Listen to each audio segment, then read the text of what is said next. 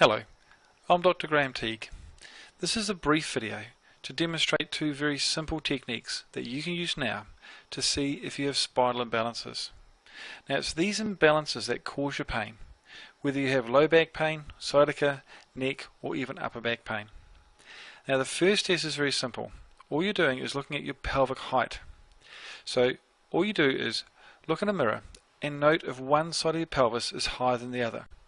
Now, there are two landmarks that you can use. The first is what's called the ASIS, which are the bumps on the front of your pelvis, or alternately, you can just place your hands on top of your hips.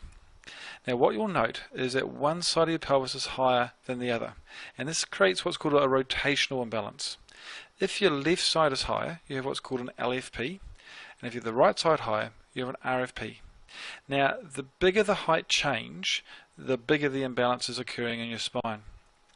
And also you can look at the side view of your posture, and this is what detects what's called a tilt type imbalance, where you can have a sway back where the curve in your low back is a lot greater, or you may have a flattened spine.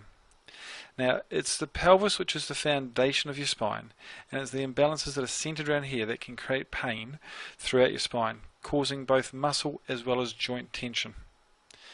Now, a second test that you can use, which also confirms these imbalances, is what's called a straight leg raise.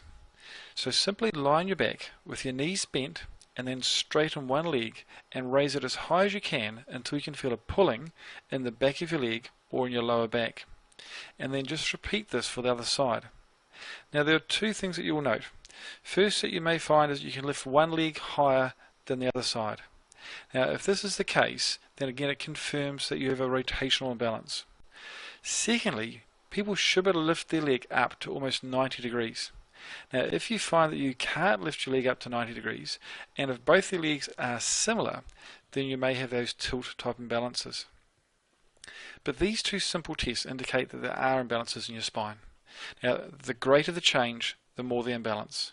If there's minimal change, then it means that your pain is very simple and very quick to remove. If the imbalances are greater, then pain is still very simple to remove, but it will take a small amount of time to return your spine to balance. But these two tests can be used to detect your imbalances now, but you also can use them to monitor your imbalances. Long-term wise, you can use these same tests to make sure your spine stays in balance, which is important for a long-term future of being